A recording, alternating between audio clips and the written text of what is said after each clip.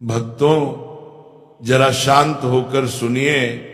आज मैं आपको ऐसा रहस्य बताने जा रहा हूं जिसे सुनकर आपके रोंगटे खड़े हो जाएंगे।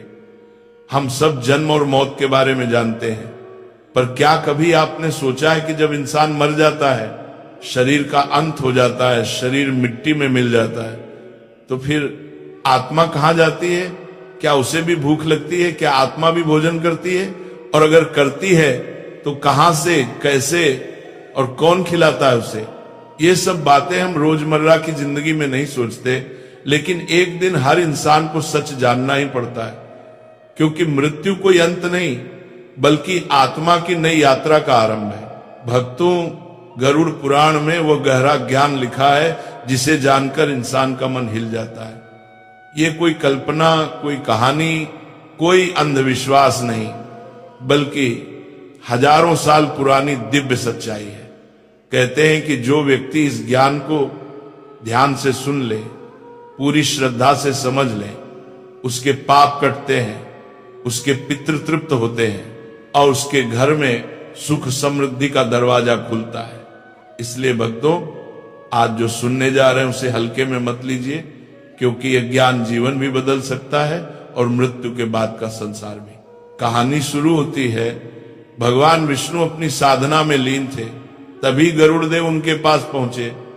भगवान विष्णु ने मुस्कुराकर स्वागत किया और बोले, हे गरुड़, कहो क्या बात है? गरुड़ देव ने हाथ जोड़कर प्रणाम किया और बोले, हे प्रभु, आप तो अंतर्यामी हैं, सब जानते हैं, दुनिया की हर बात आपसे छिपी नहीं, परंतु कई दिनों से मेरे मन में एक प्रश्न घूम रहा है, कृपा करके उसे दूर करें। भगवान बोले, पूछो गरुड़, मैं तुम्हारे प्रश्न का समाधान अवश्य करूंगा। तब गरुड़ देव ने वह प्रश्न पूछा जो आज पूरी दुनिया को सुनना चाहिए। हे प्रभु, क्या आत्मा को मृत्यु के बाद भी भोजन की आवश्यकता होती है? क्या आत्मा को मृत्यु के बाद भी भोजन की आवश्यकता होती है? मां भी भूखी होती है? यदि हां, तो वह क्या खाती है और भोजन उसे कहां से प्राप्त होता है? भक्तों, यही वह प्रश्न था जिसने पूरा संसार हिला दिया। और फिर भगवान विष्णु ने एक गहरी मुस्कान के साथ कहा, हे गरुड़, मृत्यु केवल शरीर की होती है, आत्मा अमर है, और हां, आत्मा भी भूख और प्यास का अनुभव करती है। बस भक्तों, यहीं से शुरू होता है वह रहस्य जिसे जानकर आप भी सोच में पड़ जाएंगे। भगवान बोले, हे गरुड़, इस रहस्य को समझने के लिए मैं तुम्हें एक कथा सुनाता हूं, और कहते हैं इस कथा को जो मन ध्यान और श्रद्धा से सुन ले, उसके पितरों को तृप्ति मिलती है और उसके जीवन के दुख मिटने लगते हैं। तो भक्तों, कथा शुरू होती है। कोपुर नाम का एक गांव था, शांत सरल, मंदिरों की घंटियों से भरा हुआ। उस गांव में रहती थी अत्यंत धार्मिक और पुण्य आत्मा अरुणा देवी। उम्र बहुत हो चुकी थी और जीवन का बड़ा हिस्सा सेवा, पूजा पाठ और भक्ति में बीता था। एक दिन उनकी मृत्यु हो गई।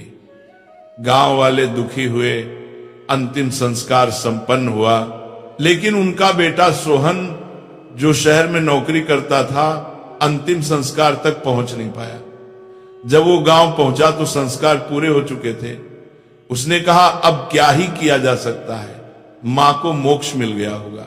गांव वालों ने समझाया, बेटा, मोक्ष तभी मिलता है जब पिंडदान और तर्पण किया जाए। आत्मा को भोजन चाहिए, जब तक पिंडदान नहीं होता आत्मा भूखी रहती है। लेकिन सोहन ने इसे अंधविश्वास समझा और हंसते हुए बात टाल दी। भक्तों, बस वही रात उसने जीवन की सबसे बड़ी भूल कर दी। वो मां के कमरे में सोया। रात का तीसरा पहर, पूरा घर शांत, सन्नाटा। अचानक कमरे में ठंडक छाने लगी, अंधेरा और घना हो गया, और तभी एक धीमी आवाज, बेटा। सोहन की आंख खुल गई। उसने देखा सामने उसकी मां खड़ी थी, वही साड़ी जिसमें वे जीवन भर रहती थी। परचे, हरे पर गहरा दुख, पीली पड़ चुकी देह और सूनी आंखें। और मां ने कामपति आवाज में कहा, मुझे भूख लगी है, पिंडदान किए बिना मैं तृप्त नहीं हो सकती। ये सुनते ही सोहन का दिल कांप गया।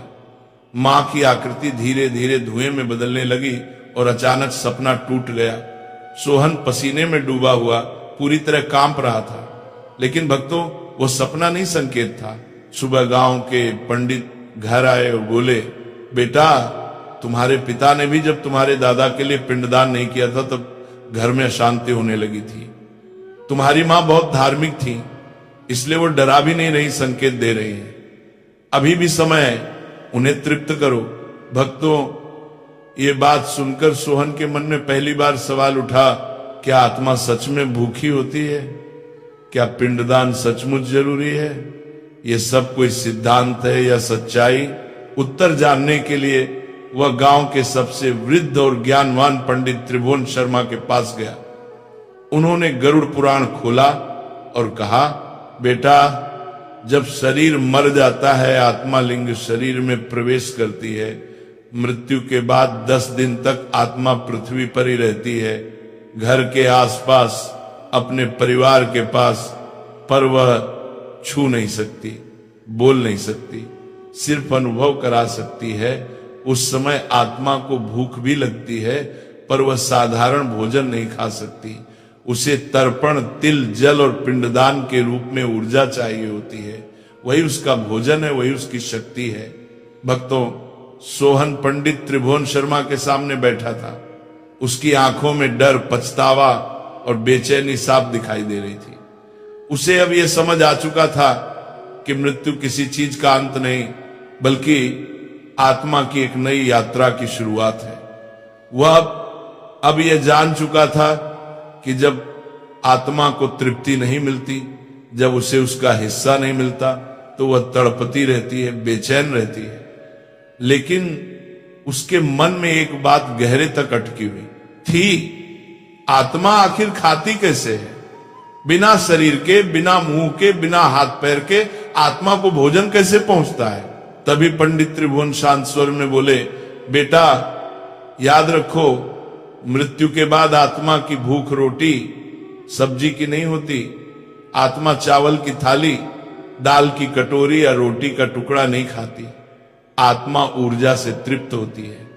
जैसे शरीर को भौतिक भोजन की जरूरत होती है, वैसे ही आत्मा को आध्यात्मिक भोजन की आवश्यकता होती है। वह भोजन उसे पिंडदान, तर्पण और श्राद्ध के माध्यम से प्राप्त होता है। सोहन और उलझ गया।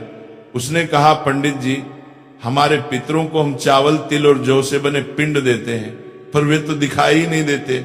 उनका तो कोई शरीर नहीं है, वे कैसे खाते होंगे? पंडित त्रिभुवन हल्की मुस्कान के साथ बोले, बेटा, आत्मा कोई मोटा पत्थर जैसा पदार्थ नहीं कि हाथ से पकड़कर उसे खिलाया जाए। आत्मा तरंगें ग्रहण करती है। हम जो भोजन मंत्रों के साथ अर्पित करते हैं, वह ऊर्जा के रूप में बदलकर आत्मा तक पहुंचता है।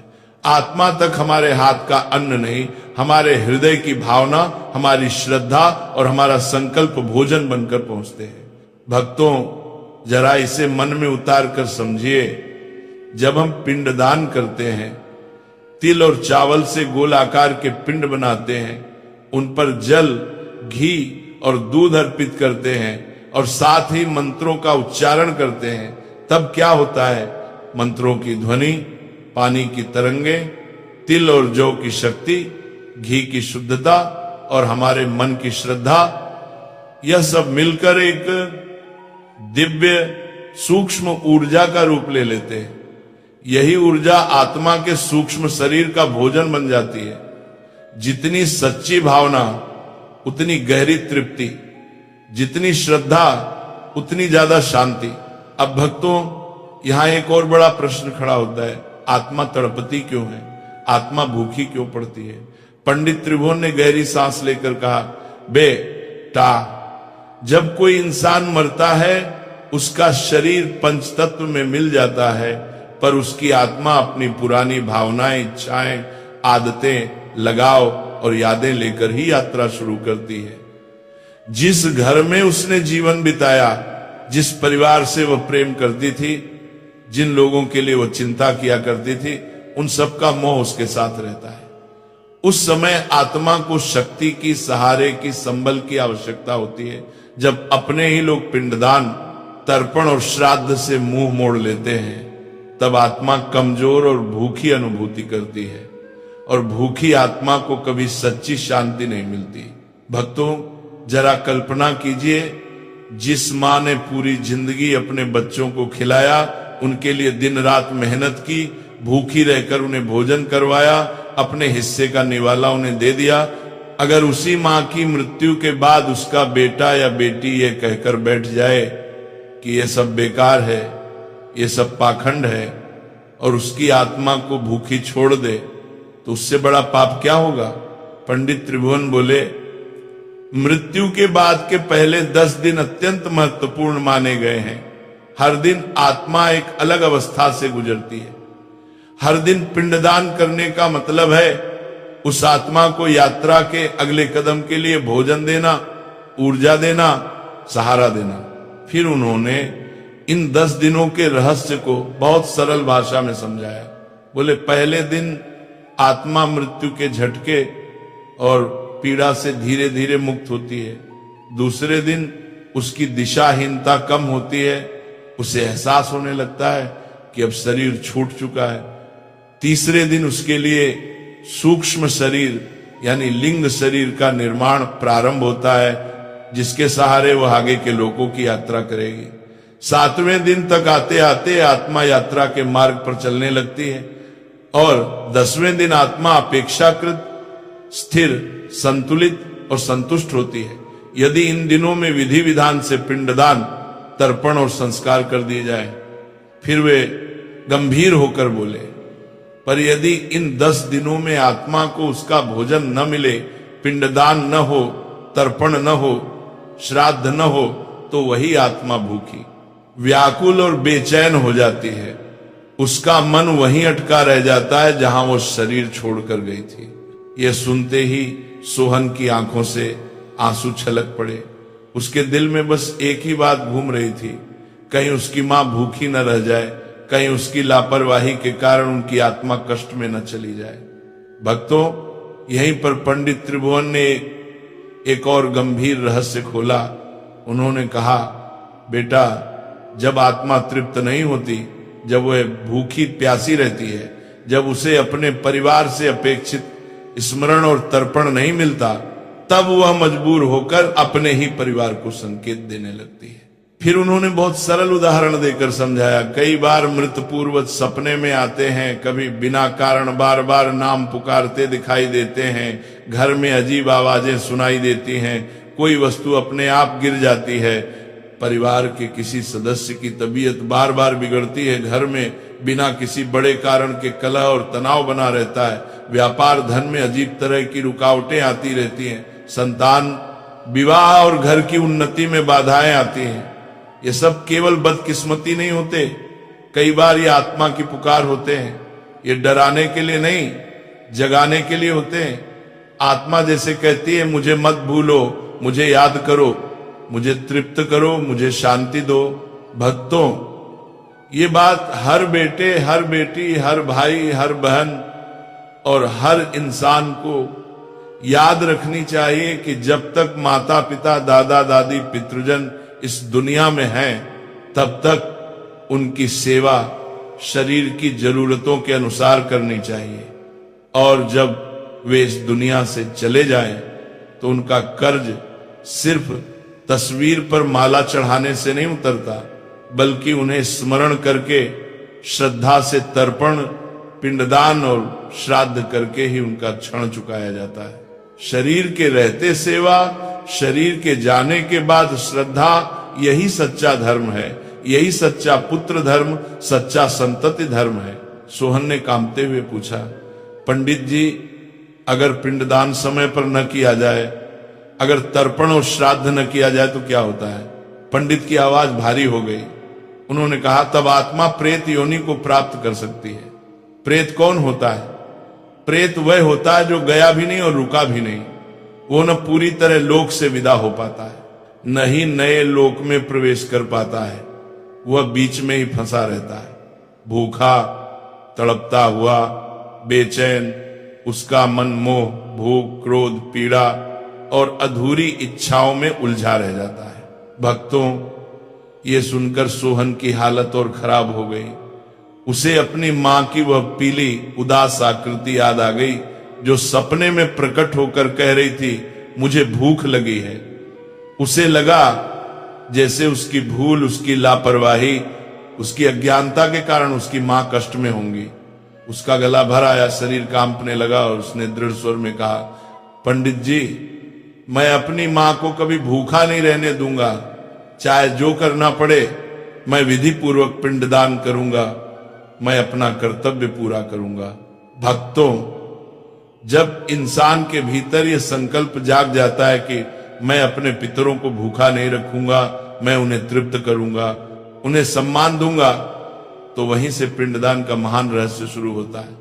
आत्मा और जीवित परिवार के बीच जो अदृश्य रिश्ता है, वह इन कर्मों से जुड़कर और भी गहरा और भी पवित्र हो जाता है। यहीं से आगे की कथा में पिंडदान की विधि, उसमें लगने वाली वस्तुओं की महत्ता और श्राद्ध व पितृ पक्ष के गहरे रहस्य खुलते हैं। भक्तों, जहां सोहन ने मन ही मन ये ठान लिया था कि वह अपनी मां को कभी भूखा नहीं रहने देगा और विधि विधान से पिंडदान करेगा, अगले ही दिन गांव में संदेश भेजा गया, ब्राह्मणों को न्योता दिया, आ गया, घर के आंगन को लीपा पोता गया। जैसे किसी बड़े शुभ कार्य की तैयारी होती है, वैसी पवित्रता पूरे घर में छा गई। सुबह सुबह स्नान करके सोहन ने साफ धोती पहनी, मां की तस्वीर के सामने दीपक जलाया, हाथ जोड़कर बोला, मां, आज मैं तुम्हारे लिए पहला सच्चा भोजन तैयार कर रहा हूं, जिसे मेरे हाथ नहीं, मेरी भावना तुम्हें अर्पित करेगी। आंगन में कुश का आसन बिछाया गया, एक स्थान पर गंगा जल, तिल, जौ, चावल, घी और दूध रखा गया। पंडित त्रिभुवन ने शांति मंत्रों से शुरुआत की और बोले, बेटा, ध्यान से देखो, आज जो कुछ तुम कर रहे हो, ये सिर्फ तुम्हारी मां के लिए नहीं, तुम्हारे पूरे वंश के लिए ऊर्जा बनकर जाएगा। ये पिंडदान केवल एक क्रिया नहीं, ये तुम्हारे और तुम्हारे पितरों के बीच अदृश्य सेतु है। उन्होंने सोहन के हाथों से तिल और चावल मिलवाए, थोड़ा सा घी और दूध मिलाकर गोल गोल पिंड बनवाया। जब वह मिट्टी की तरह गीला अन्न सोहन के हाथों में था, तो उसे ऐसा लगा जैसे वो बचपन में वापस चला गया हो, जब उसकी मां उसे अपने हाथों से लड्डू बनाकर खिलाती थी। अब वही बेटा अपनी मां की आत्मा के लिए भोजन का लड्डू बना रहा था। पंडित जी बोले, देख बेटा, पिंड का गोलाकार स्वरूप ये दर्शाता है कि आत्मा की यात्रा अनंत है, उसका कोई अंत नहीं। इस रूप में तिल, जौ, चावल, घी, दूध और जल मिलकर एक ऐसा अन्न बनाते हैं जो सूक्ष्म रूप में तुम्हारी मां के लिंग शरीर तक पहुंचेगा। फिर मंत्रों की ध्वनि के बीच सोहन ने पिंड अर्पित किया और पंडित जी के पीछे पीछे बोलता गया, इदम पिंडम, इदम जलम, इदम तिला, इदम मातृदेव्य स्वधा नमः। भक्तों, यह शब्द केवल संस्कृत के वाक्य नहीं थे, यह बेटे की पुकार थी। मां, जहां भी हो, यह मेरा प्रेम है, इसे स्वीकार करो। जैसे जैसे एक एक पिंड अर्पित होता गया, सोहन के अंदर का बोझ हल्का होता गया। आंखों से आंसू गालों पर बहते रहे, मगर दिल के भीतर एक अनकही शांति उतरने लगी। पंडित त्रिभुवन ने समझाया, बेटा, मृत्यु के बाद के 10 दिनों में जो जो कर्म हम करते हैं, वे आत्मा के लिए विश्रामालय और भोजनालय का काम करते हैं। जैसे कोई यात्री लंबी यात्रा पर निकलता है तो बीच बीच में ढाबों पर रुककर खाना खाता है, पानी पीता है, फिर आगे बढ़ता है, वैसे ही ये पिंडदान आत्मा के लिए मार्ग में ठहराव और आहार दोनों है। पहले दिन मृत्यु की पीड़ा से मुक्ति, तीसरे दिन सूक्ष्म शरीर की मजबूती, 7वें दिन मार्ग की स्पष्टता और 10वें दिन आत्मा की स्थिरता, ये सब इन पिंडों के माध्यम से ही होता है। उन्होंने तिल की अहमियत बताते हुए कहा, तिल नकारात्मक ऊर्जा को सोखते हैं, जल भावनाओं का माध्यम है, मंत्र शब्द की शक्ति है, और तुम्हारी श्रद्धा सबको एक धागे में पिरो देती है। जब तुम प्रेम से पिंड अर्पित करते हो तो वही प्रेम ऊर्जा बनकर तुम्हारी मां तक पहुंचता है और उनकी भूख शांत करती है। पिंडदान पूरा होते ही वातावरण बदल गया। हवा जैसे कुछ क्षण के लिए स्थिर हो गई, पक्षियों की आवाज धीमी पड़ गई और सोहन ने भीतर ही भीतर एक अदृश्य स्पर्श महसूस किया। उसे लगा जैसे कोई सिर पर हाथ फेर कर कह रहा हो, अब मैं ठीक हूं बेटा। उसी क्षण उसकी आंखों के सामने मां की हल्की सी मुस्कान उभर आई, जैसे उनकी तड़प कम हो गई हो। पर कहानी यही खत्म नहीं होती भक्तों, यहीं से अगला अध्याय शुरू होता है। शाम के समय जब सब लोग चले गए, घर में शांति छा गई, तो सोहन ने धीरे से पूछा, पंडित जी क्या अब मां को पूर्ण शांति मिल गई? पंडित त्रिभुवन का चेहरा गंभीर हो गया। बोले, बेटा पिंडदान बहुत बड़ा और पहला कदम है, पर यह यात्रा का अंत नहीं, आरंभ है। यदि आगे तर्पण और श्राद्ध न किए जाएं, यदि वर्ष भर में पितरों का स्मरण न हो, तो आत्मा फिर से पुराने दुख, भूख और मोह की ओर खींच सकती है। पिंडदान आत्मा के लिए पहला भोजन है, तर्पण और श्राद्ध आगे की पूरी यात्रा की राशन व्यवस्था है। सोहन ने घबराकर पूछा, तो क्या सिर्फ पिंडदान से ही काम नहीं चलता? क्या मां फिर से अधूरी रह सकती हैं? पंडित जी बोले, देख बेटा, मान लो किसी भूखे को तुमने एक बार भरपेट भोजन करा दिया, पर फिर कई दिनों तक उसका हाल ही न पूछा, तो क्या वह हमेशा तृप्त रहेगा? प्यासे को एक बार पानी मिल जाए ये अच्छा है, पर उसे रोज पानी चाहिए। ठीक वैसे ही पिंडदान आत्मा की तत्काल भूख मिटाता है, पर वार्षिक श्राद्ध और तर्पण उसकी दीर्घकालीन तृप्ति का माध्यम है। अगर यह क्रम टूट जाए तो आत्मा फिर से बेचैन हो सकती है। फिर उन्होंने गरुड़ पुराण का गूढ़ रहस्य खोलते हुए कहा, जब आत्मा को समय पर पिंडदान, तर्पण और श्राद्ध नहीं मिलता, जब परिवार उसे भुला देता है, तब आत्मा स्थूल जगत से छूट नहीं पाती। उसकी स्मृतियां, उसका मोह, उसका क्रोध, उसकी भूख, ये सब मिलकर उसे बांध लेते हैं। वह किसी न किसी रूप में वापस अपने ही घर के आसपास मंडराती रहती है, कभी स्वप्न में, कभी अनजानी घबराहट में, कभी घर के वातावरण की भारीपन में, कभी अचानक होने वाले झगड़ों में यह सब प्रकट होने लगता है। इसे शास्त्रों ने पितृदोष कहा है। सोहन ने कांपते हुए पूछा, क्या मेरी मां भी प्रेत बन सकती थी? पंडित त्रिभुवन ने उसे ढाढ़स बंधाते हुए कहा, बेटा तुमने जो संकल्प लिया, जो श्रद्धा से पिंडदान किया, वह तुम्हारी मां के लिए बहुत बड़ा सहारा है। पर याद रखो, पिंडदान के बाद भी वार्षिक श्राद्ध, पितृपक्ष में तर्पण और समय समय पर पितरों की स्मृति में दान पुण्य करना जरूरी है। इससे आत्मा को दो बातें मिलती हैं, एक तृप्ति, दूसरा सम्मान। जब हम श्राद्ध में ब्राह्मणों को भोजन कराते हैं, गौ, जीव जंतुओं, गरीबों को अन्न देते हैं, तो वह भोजन प्रतीकात्मक रूप से हमारे पितरों तक ऊर्जा बनकर पहुंचता है। ब्राह्मण की थाली में रखाने वाला केवल इंसान नहीं, पितृ भी ग्रहण करते हैं। अतिथि की थाली में परोसा गया अन्न केवल पेट नहीं भरता, किसी अदृश्य आत्मा की भूख भी शांत करता है। अब त्रिलोचन महात्मा की भूमिका शुरू होती है। सोहन अपनी गहरी जिज्ञासा लेकर पुण्य नगरी पहुंचता है, जहां एक महान तपस्वी और गरुड़ पुराण के रसिक ज्ञानी विराजमान थे, जिनका नाम त्रिलोचन रस्य था। सोहन उनके चरणों में गिर पड़ा और बोला, गुरुदेव, मैं जानना चाहता हूं कि क्या आत्मा वास्तव में भोजन करती है? यदि हां तो कैसे? मेरा मन इस प्रश्न में उलझा हुआ है। त्रिलोचन ऋषि ने करुणा से भरी दृष्टि से उसे देखा और बोले, वत्स, गरुड़ पुराण में स्वयं भगवान विष्णु ने गरुड़ से कहा है, देहम विहीनोपि जीवो न त्यजति भोजनाभिलाषाम, अर्थात शरीर छूट जाने पर भी जीवात्मा भोजन की इच्छा नहीं त्यागती। आत्मा लिंग शरीर में विचरण करती है, जो भौतिक अन्न नहीं खा सकता, पर ऊर्जा के रूप में अन्न की तरंगे, श्रद्धा की शक्ति और मंत्रों की ध्वनि ग्रहण कर सकता है। यही आत्मा का असली भोजन है।